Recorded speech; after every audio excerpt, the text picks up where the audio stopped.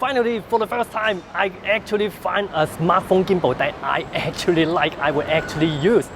Now, no joke, this is not a sponsor, but this is the Zhiyun Q2, Smooth Q2. This is the Zhiyun Smooth Q2 smartphone gimbal. My perfect smartphone gimbal. No, this is not sponsored. Last time I compared the DJI Osmo Mobile 3 and then the Sloper Atom, and I said I won't pick either of them because I would want this, the Zhiyun Q2, just because of the size and weight. Hang on, this is not good enough, hang on. This actually supports 360 degrees turn. You can have a selfie mode, actually using the rear facing camera, the better rear facing camera for your selfie, and you can put on the mic because the motor is not blocking the way. It's like, have you ever wondered all those gimbal for phone actually still as big as the camera gimbal? When you have a gimbal for phone, it's not phone size, it's still camera size. Well, I mean, I'm not joking when I said I have never found a gimbal that I never found a smartphone gimbal that I would actually use because they are just too big. I don't think I would really take a gimbal that big as a camera gimbal. Then why not I just take a camera gimbal and use my camera? Why would I use my phone? But now, finally, this is really actually small. I mean, it is as small as you can actually put it in your jeans pocket without being too silly. And if you have a jacket, you can put the whole thing in your jacket pocket. And obviously, this is so much easier to put in your bag. You know, the first time I saw it, I think it looks like a gimbal that have another arm slapped off. It looks like a broken gimbal. It looks like another part that's broken off. No, this is a whole gimbal. How do they do that? Now, first of all, they didn't take the approach of DJI and Sloper, and of course DJI just copied Sloper. This don't go over that side to make a foldable gimbal. This actually is the size of a folded DJI or Sloper gimbal, but this is unfolded. I mean, you don't actually fold this. This arm is usually the most annoying in other gimbal. When you hold it, it just flaps around. At least this is a little bit spring loaded. It's locked like that. You just push a little bit to unlock it. Now it's still got this free motor, basically still at the same position. The only thing they do is move this motor away from the phone. Then we put on the phone. Actually, another thing is that this phone mount is actually like two-step extendable as well.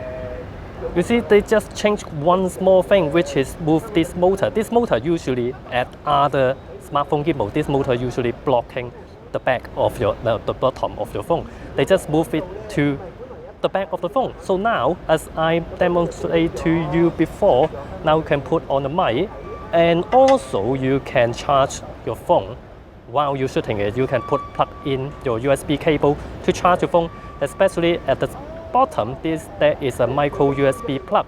You can connect this to your phone to charge your phone while you're shooting. Now this prototype, this doesn't work yet with this prototype gimbal, so I can't show you, but I can tell you the retail version will work, as they say. And you can still kind of a little bit lock it back like this before you put it away if you're just in a hurry. At the bottom there's a 1/4-inch flat for tripod, small tripod, big tripod, and then when you unscrew it, like those torch from the old days, you get to your battery. This is a standard 21700 rechargeable battery, so you can use other brand of this exact battery, and also you can take this battery out and charge it with your charger, and of course you can take spare with you. You can charge the battery with a USB cable. You can plug in a USB-C and charge the battery inside, and you can plug in there. You can plug in a USB power bank to power the gimbal while you're using it. Now, as I mentioned, I would now test if the USB-C actually charges with a USB-C charger. Now, this is an Anker power charger, and you got USB-A, USB-C. USB-A is a normal. Usually, a lot of these devices come with a cable that you plug in the normal USB-A port with USB-C at the other end. Now, it charges normally. Annoying thing is that not every USB-C devices that charge with actually charge with USB-C, which just make confusion. This one doesn't charge with a USB-C charger, even it has a USB-C port. Of course, this is not a unique problem of this gimbal, but it's just annoying that it just pretend to be a USB-C. Come on, it's actually USB-A inside. So now this is really simple gimbal to use, and I like it for that as well, because I don't really need so many features for a smartphone gimbal. It doesn't have tons of buttons on it. It only got a few. It only got 3 buttons: the power button, button to take photo or video, and the trigger button, and then the directional button. The directional button you can also press in to change mode. Now the mode display is really clear. It's just a 4 LED light. Pan photo is probably one of the most simple mode. It follow your pan, and then the tilt is locked. Lock mode, not me. Lock mode is everything is locked. Follow mode is that it just follow you everything, including pan, including tilt. POV is basically it follow your roll action as well. So with this you can do a lot of crazy angle. One more is not shown on these 4 LED light. They probably add it after they make the hardware. Is that when you press it, this is they call it the vortex mode, basically the inception mode. Whoa. Now one thing is that this directional button is just one single speed. So this is only one speed of this inception mode. Those foldable gimbal can't do is that this kind of like low angle app, or basically the torch mode, the flashlight mode. And I like this, there is a new vertical mode for this gimbal as well. Now usually a lot of other smartphone gimbal, when you do a vertical, like for example if you want to do Instagram live, you want to do vertical, you do it like this, and then you have to hold it like this. Is really tiring. But this, why does it facing that way? Is because you're supposed to hold it like this.